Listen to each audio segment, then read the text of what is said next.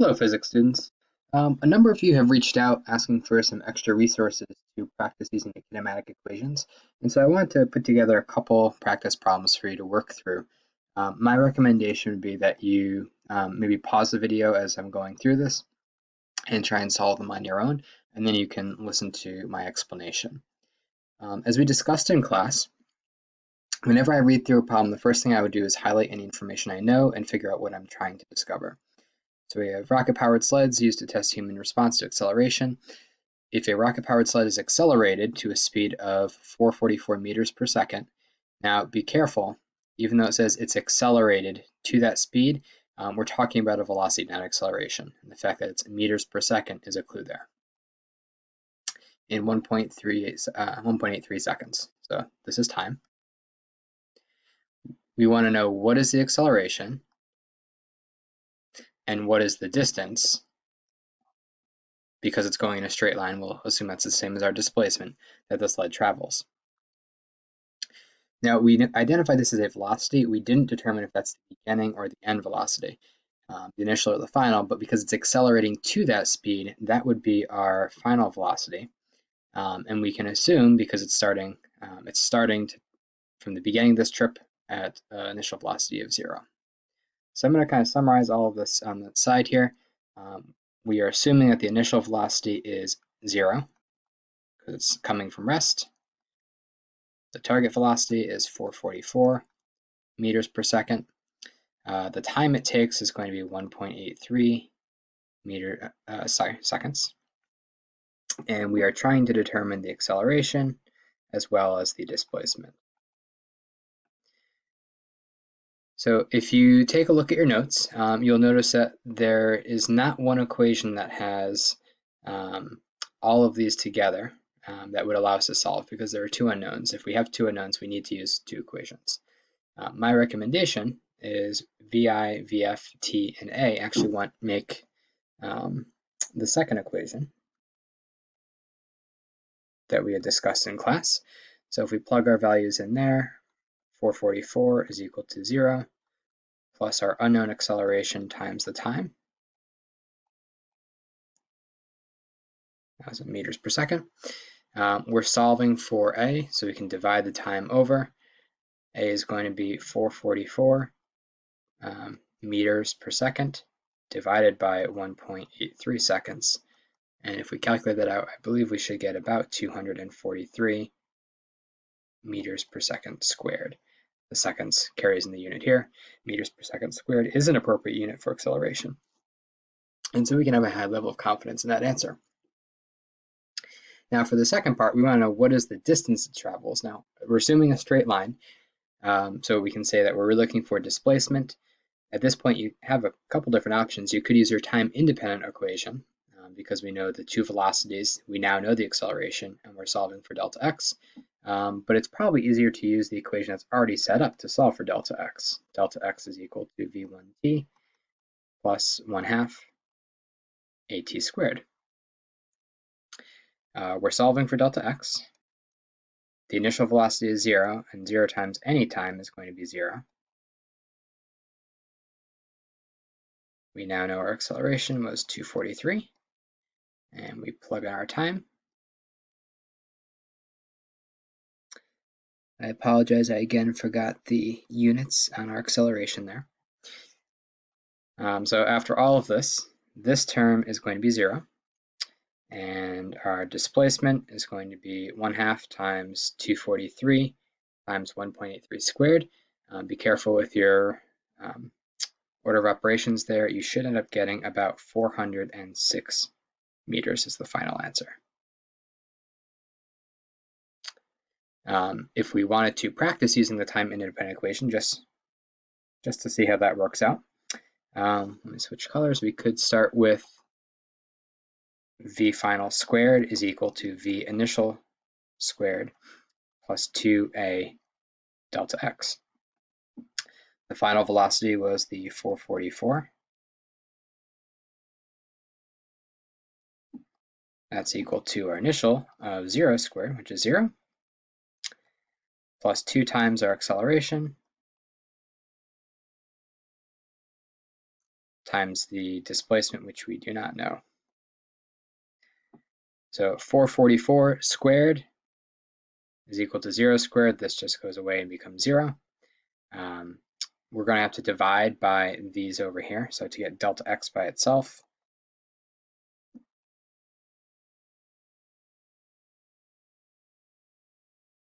we have the 444 squared divided by 2 times 243 meters per second squared. And you should end up with the same conclusion, just over 400 meters. So like I said, there's not only one right way to get through these problems, but there's generally going to be one that's more straightforward. This involved a little less algebra because we were just multiplying. We didn't have to worry about isolating that variable. All right, we're going to transition to another problem. So I would encourage you to pause for a moment and read through this, try and solve it on your own. All right, as we read through this together, I would identify what do we know first. So a bullet leaves a rifle with a muzzle velocity of 521. Now, when a gun is fired, the bullet is initially at rest. So again, v1 is equal to 0. The final velocity is going to be the 521. It's accelerating. We know that because it started from rest and ended up at 521. But it's traveling a distance. Again, the straight barrel means that's displacement. So our 0.84 meters is going to be our delta x value. We're solving for the acceleration. Well, there's no mention of time here, but I do know 3 other variables.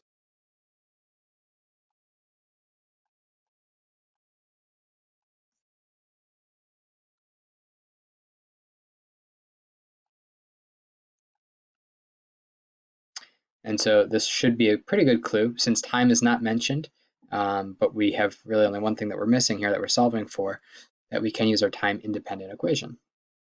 So v final squared is equal to v initial squared plus 2a delta x. It's going to leave the gun at 521 meters per second. So that velocity gets squared. The initial velocity was 0. 2 times, we don't know the acceleration, but we know it's going to travel 0.84 meters during that time. So 521 squared, let me rephrase that. We're going to solve for a. So I want to isolate this variable. I'm going to divide the 2 over, and I'm going to divide the 0.84 over. So the acceleration would be 521 meters per second quantity squared divided by 2 and 0.84 meters. If you put that into your calculator, you should be able to get an answer of approximately 1.62.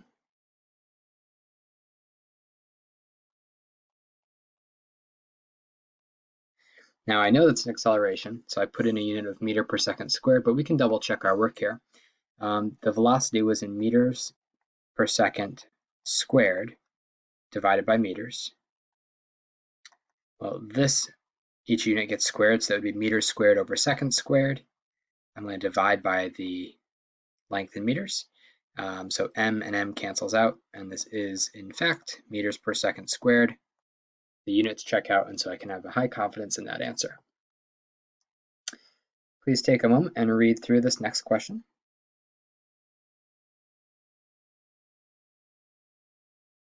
So we have a Jaguar that apparently left skid marks that were 290 meters in length. This is likely the car, not the animal. Assuming the Jaguar skidded to a stop with a constant acceleration of negative 3.9, we know the acceleration. This was our displacement.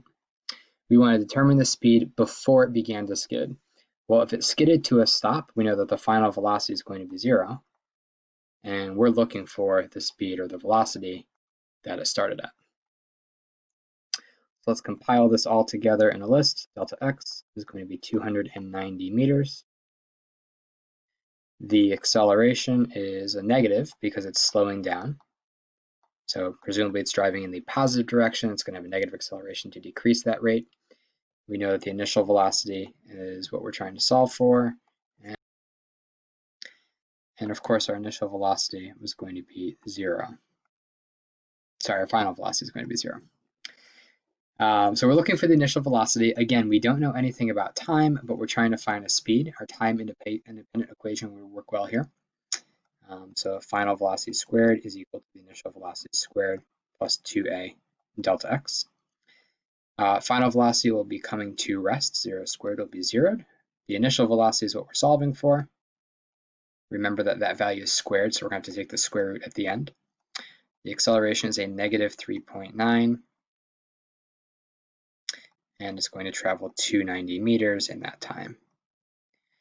So if we multiply this together, this whole number is going to be negative, which means when we try to get VI by itself, either we're going to subtract this to the other side, in which case that's negative, it will cancel out the negative here. The way I think I actually would bring this whole thing over, I would add it to the other side. That's just the way my brain works, so you can think of it either way you want, but in either direction, that negative is going to cancel out, and we're going to be left with 2 times a positive 3.9 meters per second squared times 290 meters is equal to VI squared. So if we multiply this whole thing, we're going to take the square root, and we should find that our initial velocity must have been about 47.6 meters per second. Double checking the units. We had meters squared times seconds squared. I'm going to change the color real quick. So meters over seconds squared times meters is going to be meters squared over seconds squared. And then we had to take the square root to isolate the velocity. So square root of that, the squares both cancel. It is meters per second, which checks out. So I hope if you are playing along at home that your answers are working out well. We are going to end with one more problem. So if you want to take a moment to read through this and pause, I will tell you that this is a two-part problem. And it does appear that there's not a lot of information here. Some information is hidden and some you'll need to find. So why don't you take a minute to pause and see what you come up with. All right, I'm going to make a list. A car is traveling at 22.4 meters per second and then skids to a stop. So that fact that it's stopping means our final velocity is going to be 0. This was our initial velocity. We know time. We want to find the skidding distance, delta x, and assume a uniform acceleration. Let me pick a slightly darker color here. If I formalize this list a little bit, the initial velocity is 22.4 meters per second. The final velocity is going to stop. The time it takes for that stop to occur is 2.55 seconds. And we're solving for delta x. So of the three equations I gave you, we didn't have one that related these three values. However, we do know two equations that have acceleration and relate to delta x. So my suggestion is let's use the information we do know to find the acceleration, and then we can use that to find the displacement. So similar to the first problem that we solved for, the final velocity is equal to the initial velocity plus at. 0 is equal to 22.4 meters per second plus the acceleration times 2.55 seconds. If we bring this over, we end up getting a negative 22.4 meters per second is equal to a times 2.55 seconds. We're going to divide this on the other side, and our acceleration will be negative 22.4 meters per second divided by 2.55 seconds, which should end up giving us a value of about 8.78. I'm just going to round and say 8.8 meters per second squared. Don't forget to include that negative sign there, and we can double check our units. And so if we know that our velocity was in meters per second, this is going to be meters per second squared, so that checks out. Now the ultimate goal is to find the acceleration, and so now we can plug into either equation, the delta x equation, or the time independent equation. I prefer the delta x one for this problem. We have an initial velocity of 22.4 times our time of 2.55 seconds plus, and I'm going to run out of space, I'm going to write down here, 1/2 times the acceleration of negative 8.8 meters per second squared times the time squared. Don't forget our square. So if we multiply these and add them together, let me actually do this in pieces real quick for you.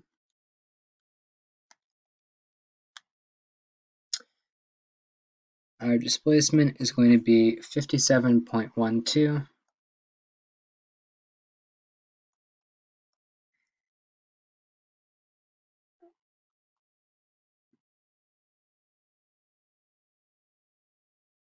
minus 28.6.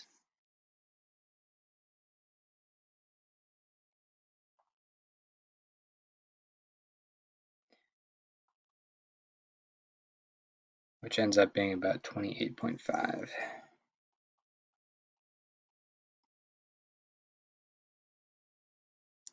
So this car is going to take approximately 28.5 meters to come to rest. Now we can verify that either using our unit method as we've done before, or let's try and do our time independent equation one more time and say the final velocity squared is equal to the initial velocity squared plus 2a delta x. Well, it's coming to rest, so this is 0. That's equal to the initial velocity squared, 22.4, plus 2 times our acceleration, which we just found, negative 8.8, delta x. 2 times 8.8 is going to be 17.6. It's negative, so we're going to add that to the other side. So I'm going to have a positive 17.6. And don't forget that it's multiplied by delta x. That's equal to 22.4 squared, which is about 501.8. We had a unit of meters per second squared on that one. We're going to divide by 17.6. And the result is our displacement is going to be that same 28.5, and the meters is our unit. So I hope that this was helpful. If you still have questions, please feel free to send me an email. I really appreciate you taking the time to invest and try and understand kinematics. I think it's going to pay dividends down the road as we're studying other physics topics. Having this foundation will be very helpful to you. So good luck in your continued studies, and please let me know if you have more questions. Have a great day.